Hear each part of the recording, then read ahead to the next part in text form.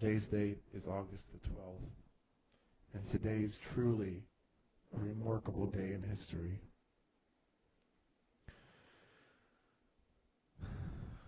In 1985, Japanese Flight 123 crashed into the Osokataku Ridge in Gama Prefecture, Japan, and it killed 512 people.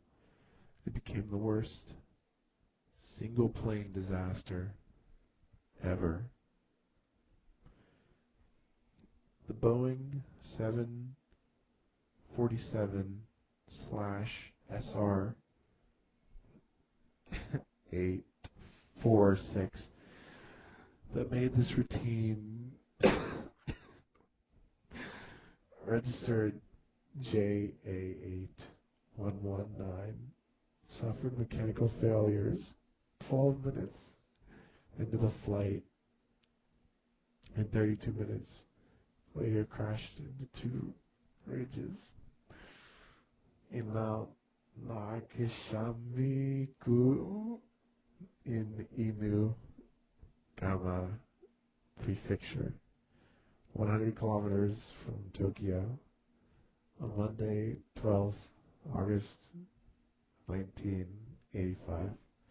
The crash site was Okishaku Ridge, Okani-O-1, near Mount Oshaku. About 15 crew members and 505 of the 509 passengers died, resulting in 520 deaths and 4 survivors.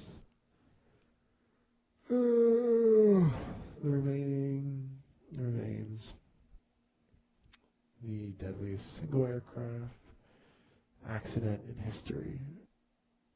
The aircraft involved was registered JA8119, was a Boeing 747-SR/46. Its first flight was on January 28th, 1946. Before it was destroyed, it had 2,500 030 airframe hours and 18,835 cycles. Its passengers on the flight was around the Yabun holiday period in Japan. The Japanese people every year make trips to their hometown or resorts. 21 non-Japanese boarded the flight. The 4 survivors, all female, seated towards the rear of the plane.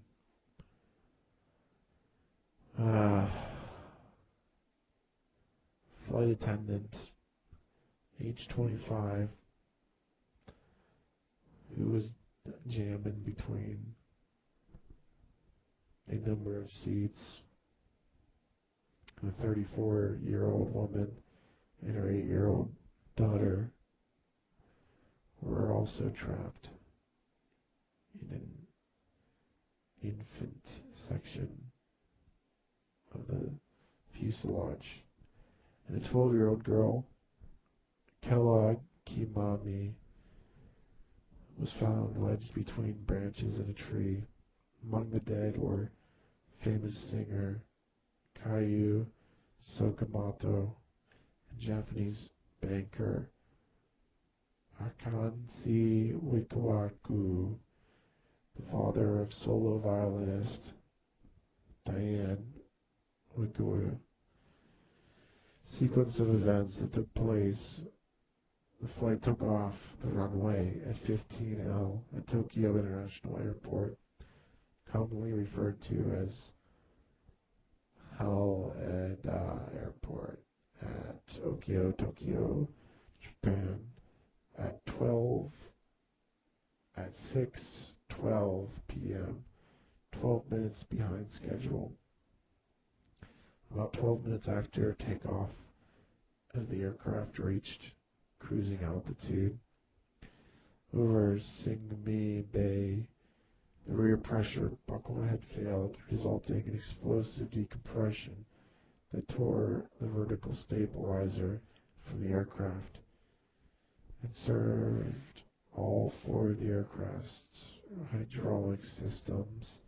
A photograph taken on the ground sometime later confirmed that the vertical stabilizer was missing. The loss of cabin pressure at high altitude had also caused a lack of oxygen throughout the cabin. Emergency oxygen masks and passengers soon began to fail. Flight attendants, including one who was off duty and flying as a passenger, administered oxygen to various passengers using handheld tanks. The pilots included Captain Masami Tokiyama. Masami Tokiyama was the first officer of Nagasaki flight. The flight engineer Hokishamu Funkado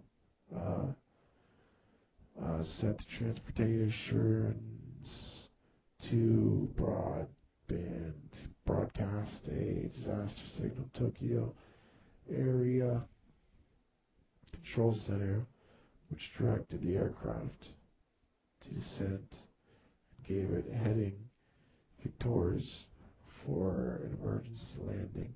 Continued control problems required them to first request vectors back to Haneda, then to Yokohama, a U.S. military air base, then back to Helena again as the aircraft wandered uncontrollably. By then, all hydraulic fuel had drained away through the rupture, which, with total loss of hydraulic control, the non-functional control surface of the aircraft began to oscillate up and down in a punch gold cycle. The pilots managed a measure of control by using engine thrust. They discovered that by giving full throttle, they could cause the plane to rise out of a full nosedive, and by reducing power, the plane would slowly and surely enough lower the nose from uncontrolled ascent. Similarly, they found that giving more power to the left and right engines and reducing power to the opposite would cause the plane to turn somewhat. These provisions proved helpful, but further measures to control, such as lowering the landing gear and flapping the infrared with the controls and by throttles, the plane uncontrollably once again escalated. After descending 3,500 feet, the pilot reported the aircrafts to be uncontrollable.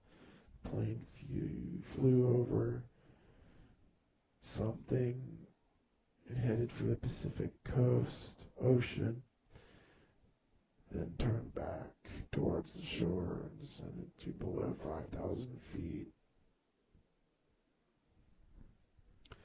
Before the pilots managed to return to a climb, the aircraft reached an altitude of 3,000 feet before entering an uncontrollable descent into a mountain and disappearing from the radar at 6:56 p.m. and 6,800 feet. The final movements of the plane occurred when it clipped one mountain ridge, then hit a second one during another rapid plunge, then flipped and landed on its back. Ed Magna, son of Time, said that the area where the aircraft crashed was referred to as Tibble of Gunma Prefecture. 32 minutes escaped from the time of the bucklehead explosion to the time of the final crash long enough for some passengers to write farewell letters to their families. Subsequently, similar reenactments of the mechanical failure suffered by Flight 123 failed to produce better resolution for the outcome, and in fact, more than 4 flight crews in the simulations were able to keep the plane aloft for as long as 32 minutes, achieved by the actual crew. The delay in rescue operations, United States Air Force controlled Yakushima Air Force, the base situated near the flight path. Flight 123 had been monitoring the distressed aircraft calls for help. They maintained contact throughout the ordeal with Japanese flight control officials and made their landing strips available to the aircraft. After losing track of radar, the U.S. Air Force C-130 from the 345 TSA was asked to search for the missing plane. The C-130 crew was the first to spot the crash after 20 minutes after the impact. While it was still daylight, the crew noticed Yadamash Air Base and alerted them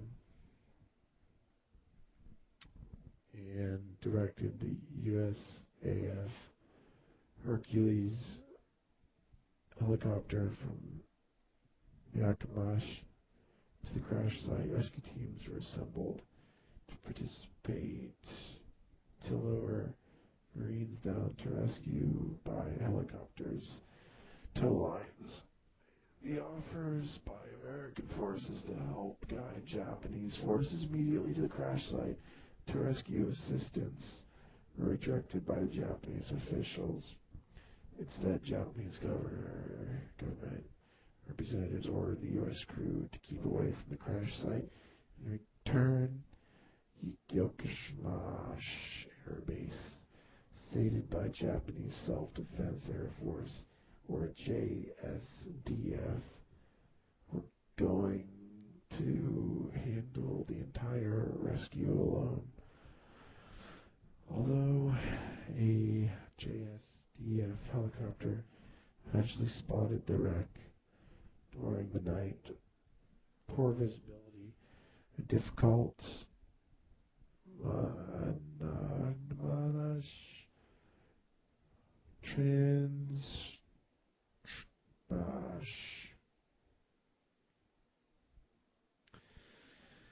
This was a truly horrible disaster, and that's what makes today a remarkable day in history.